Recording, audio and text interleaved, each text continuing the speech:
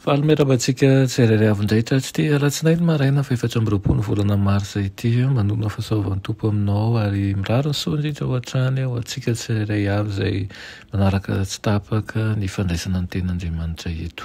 Alohan'ny dirantsika ny hamofonainan'io dia hivavaka isika.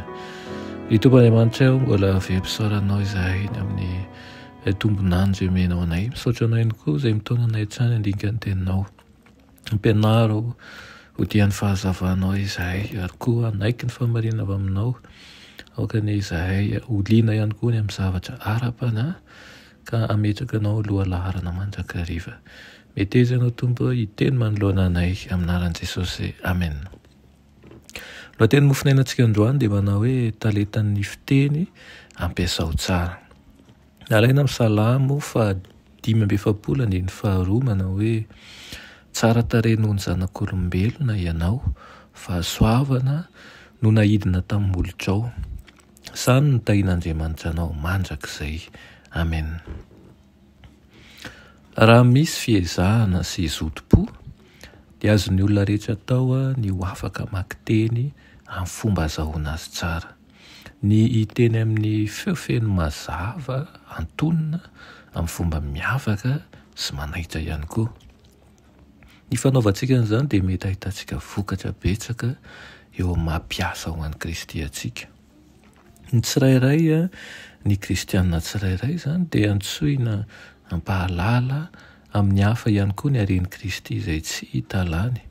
Ampiseho ny tenin'Andriamanitra amin'ny fomba izay tonga ny mpiaino azy hankasitraka an'izany izy.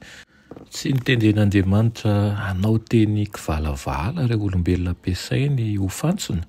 Tsy sitrapony ny hampienan'ny olombelona na hanambaninany ireo fitahinana izay mitosaka, izay mikoriana avy any an-danitra ho amin'izao tontolo izao amin'ny alalany.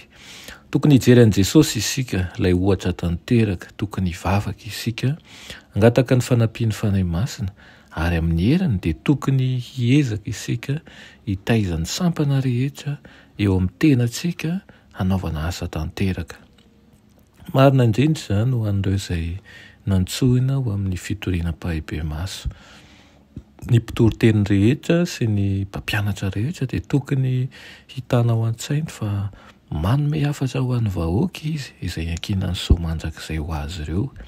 Ny fahamarinana izay nambara no hitsara azy amin'ny andro lehiben'ny fanadihadiana farany ary amin'ny olona sasany dia ny fomban'ilay mpitory no mahatonga ny fandraisany na koa handavany ny hafatra entiny. Noho izany aoka ny teny izay ho lazaina amin'ny fomba mazava, hisaraka ihany koa ny saina sy hilatsaka ao am-po. Tokony hiteny miadana, tokony hiteny mazava tsara ary amin'ny fomba mampieritreritra nefa amin'ny hafanampo rehetra izay takiany zava-dehibe lazaina. Ny fanorokoloana tsara sy ny fampiasana ny herin'ny fitenenana dia tokony ho hita ao amin'ny lafin'ny asa rehetra ataon'ny kristianina.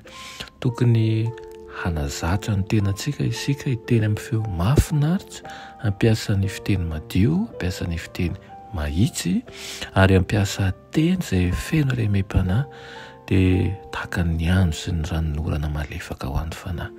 Ny soratra masina dia milaza ny amin'ny Kristy fa fahasoavana no nahidina tamin'ny molony mba hahaizany manao teny hampatanjaka an'izay reraka. Amen. Ry Tompon'Andriamanitra eo mbola misaotra anao izahay ny amin'izany teninao izany.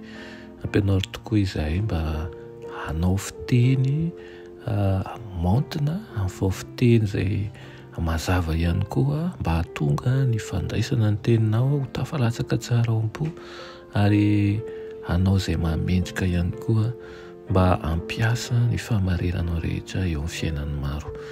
Dia ho anay ihany koa izay votra vava miadam-piteny meo anay ny fahaiza-manao entina mampiasa azy ary aoka ny fanahinao masina Tompo no hampianatra anay. Aminaran'i Jesosy. Amen.